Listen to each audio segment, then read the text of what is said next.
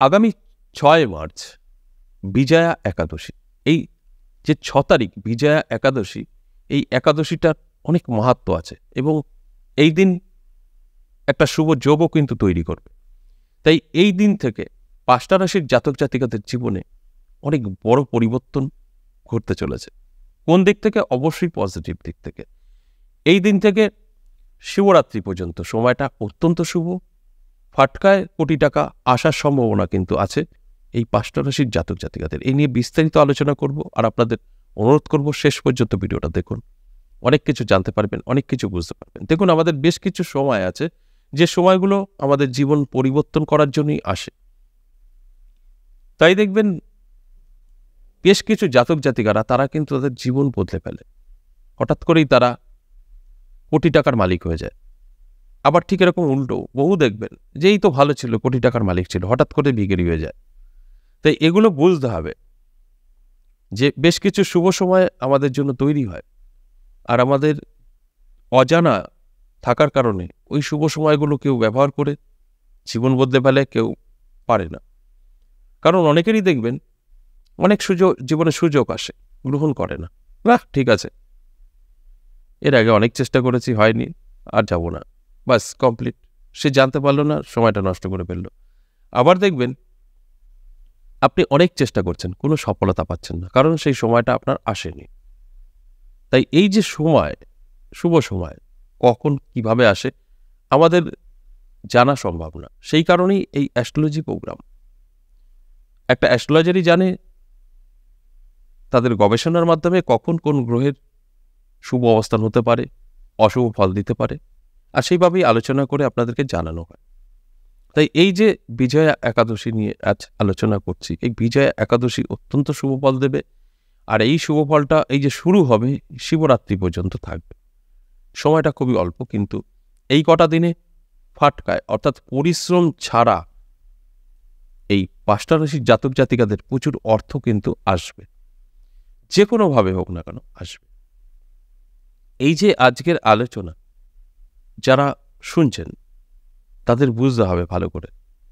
আপনার রাশি আছে, আপনি রাশিটা দেখে নিয়ে বেরিয়ে গেলেন আর আলোচনাটা কিছু শুনলেন না, তাহলে কিন্তু মিস করবেন। অবশ্যই শর্ত আছে, ভগবানও এখন শর্ত দেয় যে এটা করলে পরে এটা পেতে পারিস।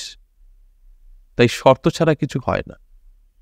তাই শর্তটা হচ্ছে এই যে বিজয়া একাদশী, এই দিন থেকে আপনার নম্রভদ্র হতে হবে, একাদশী পালন করতে হবে, এবং শিবরাত্রি পর্যন্ত কারোর সাথে খারাপ ব্যবহার করা যাবে না।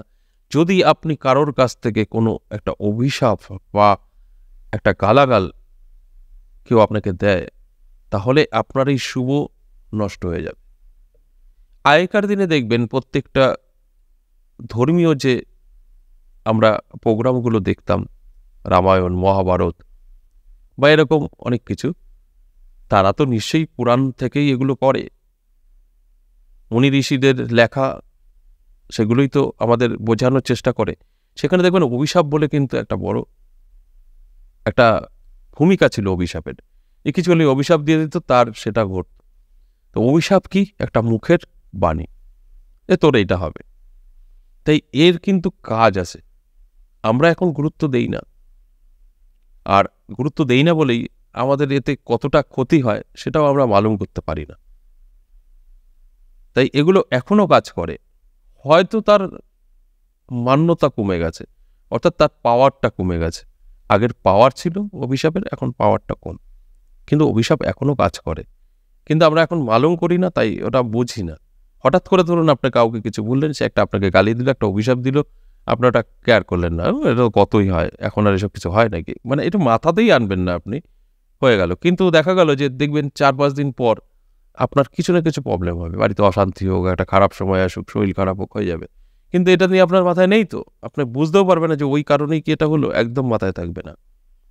তাই আমরা অতটা গুরুত্ব দেই না। কিন্তু বলুন তো, এই যে এত রোগ ভোগ, স্বাস্থ্য খারাপ বা নানান রকম সমস্যা, চিন্তা, টেনশন, বলুন তো এই মুহূর্তে ২০২৪ সালে এসে কোন ব্যক্তিটা সঠিকভাবে বাঁচতে পারছে বলতে পারবেন না।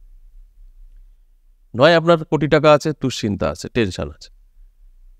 নয় বাড়িতে অশান্তি আছে, নয় কাজের জায়গা খারাপ আছে, নয় আপনার স্বাস্থ্য খারাপ, বাড়িতে কেউ অসুস্থ ভুগছে। এগুলো কিসের জন্য জানেন? সবই কিন্তু আমাদের নানা রকম ব্যবহারের ফল। আমরা গুরুত্ব দেই না, ওর থেকে হতেই পারে না, কিন্তু মেনে নিচ্ছি হচ্ছে, কষ্ট করছি। কেন হচ্ছে? এগুলোর থেকেই হচ্ছে। যাই হোক, এই যে কটা দিন, অর্থাৎ এই একাদশী থেকে শিবরাত্রি পর্যন্ত আপনি কারোর অভিশাপ নিতে পারবেন না, কারোর পিছনে কিছু বলা যাবে না। একদম সঠিকভাবে এই কটা দিন থাকলে আপনার আজকের আলোচনা মিলবে আপনার সাথে। আর যদি মনে হয় না আমার চরিত্র যেরকম আছে সেরকমই করব, খারাপ ব্যবহার করব, চেঁচাবো, এও গালি দেবে, শুনবো, তাহলে আপনার সাথে কিন্তু মিলবে না। কারণ এই একাদশী থেকে শিবরাত্রি সঠিকভাবে আপনাকে থাকতে হবে, মানতে হবে, একাদশী পালন করতে হবে, তবে এর শুভ ফল আপনারা পেতে পারেন। এবার আসুন এক এক করে রাশিগুলো বলি। প্রথমে আমি বৃশ্চিক রাশির কথা বলবো। আপনার যদি বৃশ্চিক রাশি হয় তাহলে অবশ্যই দারুণ সময় আপনার জন্য, আপনি ভেবে নিতেই পারেন। হঠাৎ করেই আপনার জীবন বদলে যেতে পারে, তাই অ্যালার্ট থাকাটা জরুরি, সততা নিয়ে থাকতে হবে এবং কারোর অভিশাপ নেবেন না এই কটা দিন, তাহলে আজকের আলোচনা আপনার সাথে মিলবে। 2 নম্বর যে রাশির কথা বলবো সেই রাশিটি মীন রাশি।